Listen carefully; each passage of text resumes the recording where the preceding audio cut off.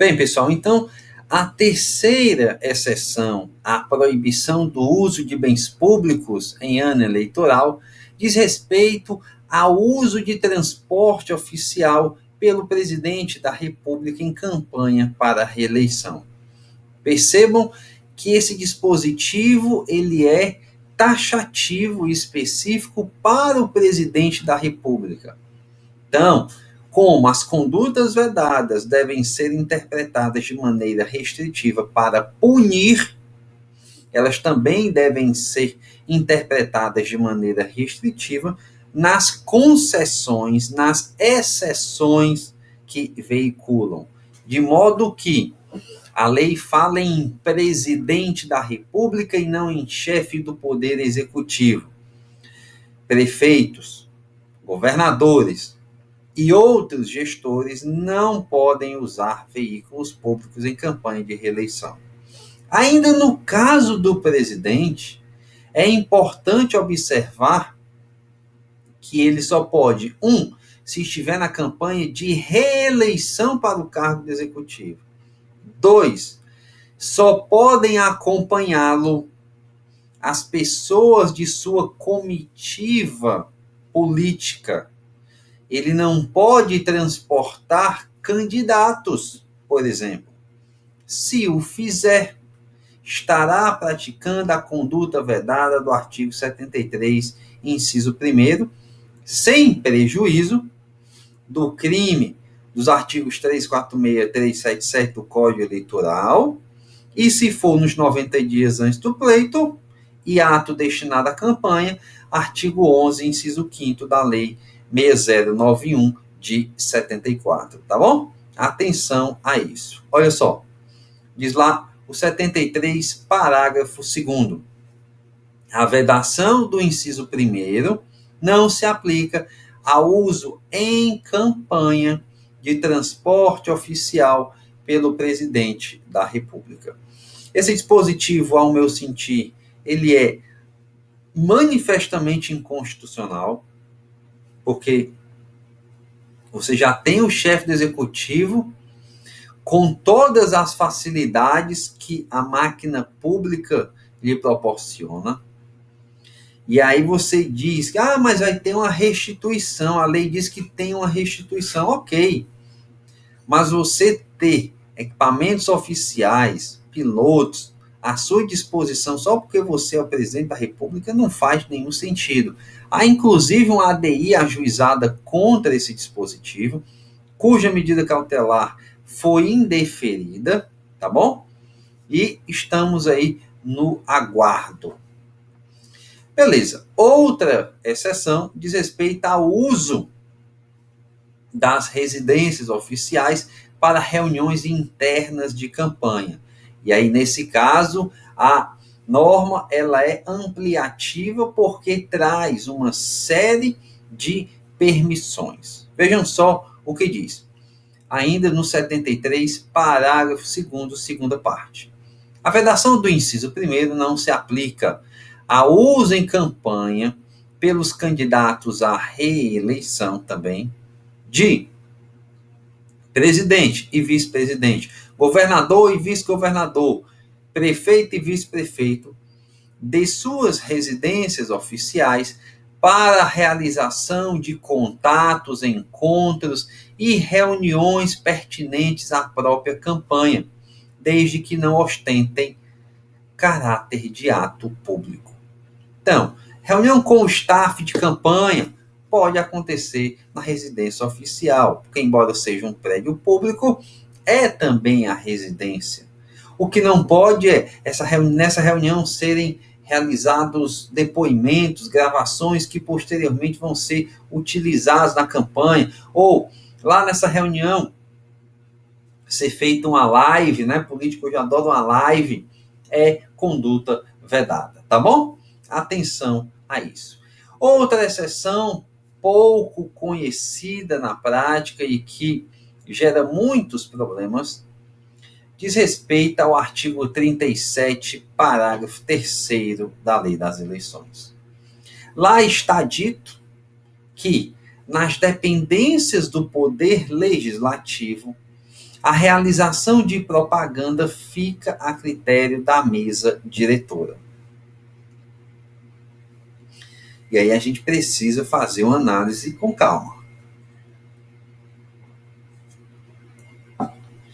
Meus amigos, em um regime dito republicano como o nosso, anunciado lá no começo da Constituição Federal,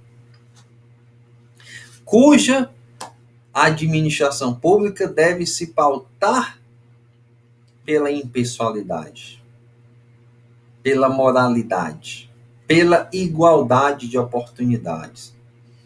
É lícito que detentores de mandatos eletivos usem do espaço público para realizar propaganda eleitoral, causando uma desigualdade no processo? Não. E parece que a resposta é claramente não. E o pior, a lei outorga a um ato administrativo infralegal a possibilidade de excepcionar essas balizas constitucionais, que eu chamo de mandados constitucionais anticorrupção. Enfim, esse dispositivo é claramente inconstitucional e, no silêncio, não pode acontecer ato de propaganda eleitoral nas dependências do poder legislativo, porque é um prédio público e se enquadra na hipótese do artigo 73, inciso 1º.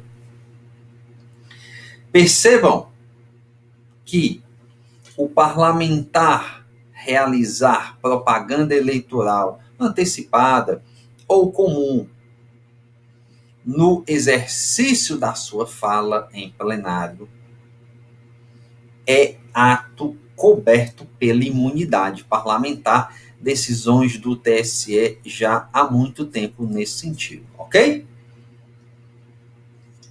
Atenção, porque é muito comum também gabinetes de deputados ou vereadores servirem como verdadeiros bunkers partidários, como uma filial dos partidos, até para fins de alistamento eleitoral, para filiação eleitoral.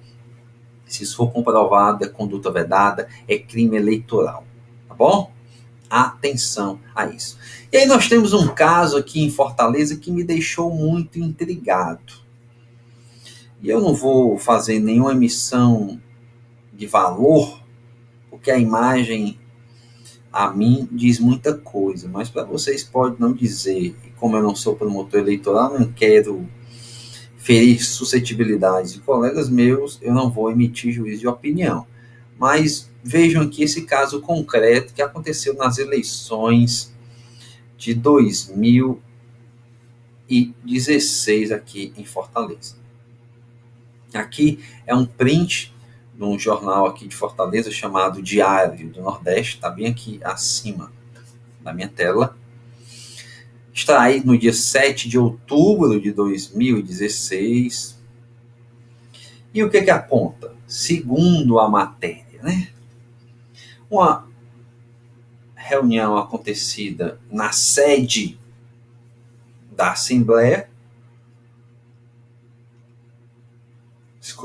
na sede da Assembleia Legislativa do Estado do Ceará, em que esse cidadão careca, o atual prefeito de Fortaleza, o senhor Roberto Cláudio, junto com este outro senhor que eu abraço, o deputado estadual Tim Gomes, que havia concorrido com ele no primeiro turno, celebram, na ocasião, uma união, uma coligação para o segundo turno.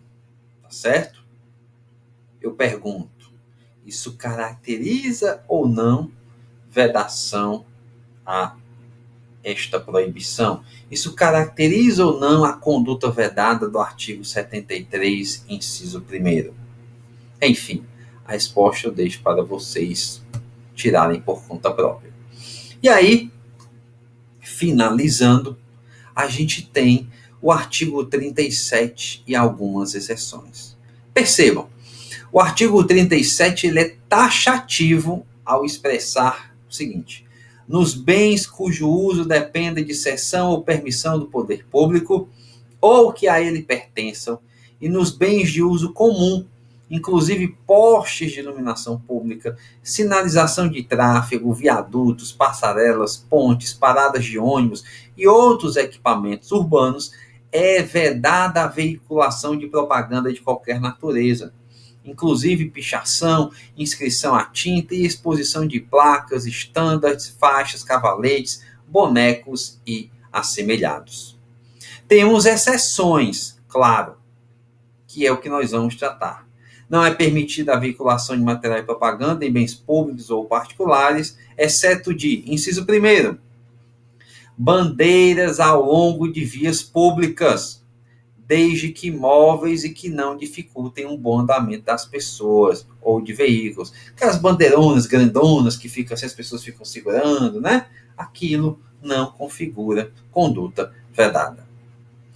Nas árvores e nos jardins localizados em áreas públicas, bem como em muros, cercas e tapumes divisórios, não é permitida a colocação de propaganda eleitoral de qualquer natureza, mesmo que não lhes cause dano. Parágrafo 6º. É vedada a colocação de mesas para distribuição de material de campanha e a utilização de bandeiras ao longo de vias públicas, desde que móveis e que não dificultem o bom andamento do trânsito das pessoas. Esta mobilidade estará caracterizada com a colocação e a retirada dos meios de propaganda entre as 6 horas e às 22 horas. Atenção que, se, caso concreto aqui que aconteceu comigo, as bandeiras podem ficar em vias públicas, os cavaletes e mesas podem ficar em via pública, se não atrapalharem a mobilidade das pessoas. E a mobilidade ela é física e temporal. Física, se não impedir concretamente que as pessoas vão e venham, e temporal, naqueles horários postos pela lei. Caso concreto, eu estava nas eleições de 2018, dando um curso para os delegados de Polícia Civil, e um delegado muito invocado disse: doutor Igor, eu tenho uma dúvida. O senhor acredita que um cidadão botou a mesa na calçada da minha delegacia e estava lá, passou o dia inteiro? Eu mandei logo o escrivão tirar de lá, senão eu ia prender ele, ia fazer tudo no mundo. Aí eu disse: o senhor não vai repetir mais isso, né? Por quê? A lei permite que ele coloque mesas e cavaletes lá. E se o senhor impedir dele realizar propaganda lícita, isso é crime eleitoral. Então, vá lá educadamente, diga que pode atrapalhar a mobilidade, tente convencê-lo, mas não impeça a ocorrência de propaganda lícita, que é crime eleitoral. Tá bom? Atenção a esse detalhe que pouca gente se atenta. Muito bem, nós temos ilícitos, que são correlatos, né, os aspectos criminais ao artigo 73, inciso 1º. E aí, eu quero trazer aqui os 2 artigos que eu já citei bastante, né? 346 e 377. Olha só, o 346 diz: é crime violar o disposto no artigo 377. Parágrafo único: incorrerão na pena, além da autoridade responsável, os servidores que prestarem serviços e os candidatos, membros ou diretores de partidos que derem causa à infração. E aí o 377, que é a conduta proibitiva de fato, diz: o serviço de qualquer repartição, federal, estadual, municipal, autarquia, fundação de Estado, sociedade de economia mista, entidade, mantida ou subvencionada pelo poder público, ou que realiza contrato com este, inclusive o respectivo prédio e suas dependências, não poderá ser utilizado para beneficiar partido ou organização de caráter político. O disposto neste artigo será tornado efetivo a qualquer tempo pelo órgão competente da Justiça Eleitoral, conforme o âmbito nacional, regional ou municipal do órgão infrator, mediante representação fundamentada partidário de qualquer eleitor.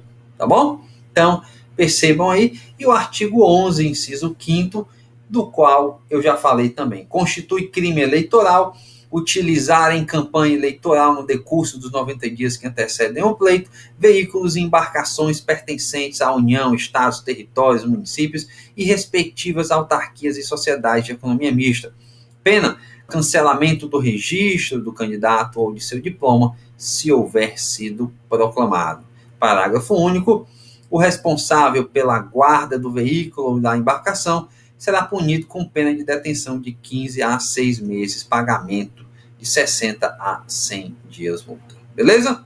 Sobre esse crime, eu trago esse entendimento jurisprudencial antigo, mas, como eu disse, é um dispositivo pouco utilizado na prática, que diz: encerrado o mandato eletivo, torna-se impossível a aplicação da penalidade estipulada no artigo 11, inciso 5º da Lei 6091/74, cuja pena limita-se ao cancelamento do registro ou do diploma, haja vista a ocorrência da perda do objeto.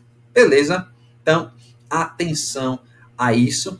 E aí nós temos decisões recentes e muito interessantes aqui do TSE. Não vou ler todas, mas vou trazer algumas, porque dizem respeito ao nosso cotidiano e que certamente se repetem Brasil afora. Olha só, na hipótese, o TRE de São Paulo assentou que Wagner dos Santos Carneiro, primeiro representado, então prefeito, utilizou estrutura montada pela Prefeitura Municipal em inauguração de obra pública para explicitamente pedir votos a Márcio Corrêa de Oliveira e Daniele Monte de Souza Carneiro, segunda e terceira representada para o pleito eleitoral de 2018, os quais não o impediram de fazê-lo, bem como mantiveram posição de destaque ao lado do prefeito, com manifestações de aprovação, gestos e aplausos durante o discurso, o que caracteriza o uso indevido de bem público. A Corte Regional consignou ainda que a conduta prevista no 73, inciso 1, pode se configurar anteriormente ao período eleitoral e que, na espécie, a conduta ilícita teve o condão de afetar a igualdade de oportunidades. E aí, procedente.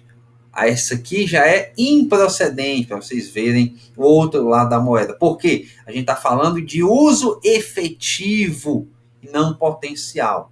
Por isso que o TSE diz: a mera indicação de número de telefone da administração no bojo do DRAP, o demonstrativo de regularidade de atos partidários, não se amolda ao tipo do artigo 73, inciso 1º da Lei 9.504, para o qual se exige cessão ou uso efetivo em benefício de candidato, partido político ou coligação de bens móveis ou imóveis pertencentes à administração direta ou indireta da União. Beleza? Outra decisão interessante que acontece muito em ano eleitoral: o desvirtuamento de festividade tradicional de caráter privado, mas patrocinada pela prefeitura local em favor da campanha dos então investigados, embora não evidencie na espécie abuso de poder econômico e político, configura conduta vedada do artigo 73, inciso 1º, uma vez que os bens cedidos pela municipalidade para a realização do evento acabaram revertendo indiretamente em benefício dos candidatos. Tá certo? Outro também que é impressionante: ano eleitoral, gestor adora desfilar com viatura de ambulância, com viatura de guarda municipal, etc. E aí o que disse aqui o TSE nesse caso? No caso dos autos, os candidatos, a pretexto da divulgação da aquisição de uma máquina patrol e de um micro-ônibus pela prefeitura, realizaram carreata utilizando-se de veículos e de servidora visando promover sua candidatura. A utilização de bens adquiridos pela administração municipal com o claro objetivo de beneficiar as candidaturas configura conduta vedada prevista no artigo 73, incisos 1º e 2º. Beleza? Então, todas essas decisões estão aqui no material, estão no nosso livro de condutas vedadas, é apenas para vocês perceberem a concretização da disposição legal. E a gente continua, portanto, no próximo bloco. Um grande abraço e até lá.